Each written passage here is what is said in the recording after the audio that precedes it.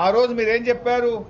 December 9వ తేదీననే 2 లక్షల రూపాయల రుణమాఫీ చేస్తామని రైతులకు నమ్మించే ప్రయత్నం చేసినారు. డిసెంబర్ 9 బాయ్, జనవరి 9 బాయ్, ఫిబ్రవరి 9 కూడా బాయ్. మరి ఏది రుణమాఫీ?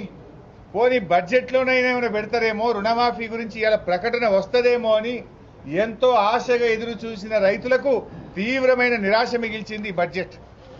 2 లక్షల రూపాయల రుణమాఫీకి 40,000 కోట్ల రూపాయలు అవసరం. కానీ బడ్జెట్లో 4 రూపాయలు కూడా రుణమాఫీకి కేటాయించలేదంటే ఇలా రుణమాఫీకి మొండి చేయి చూపింది ఈ కాంగ్రెస్. ఆ రోజు మీరేం చెప్పారు?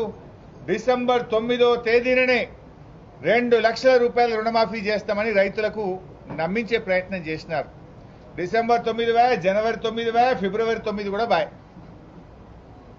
మరి ఏది రుణమాఫీ?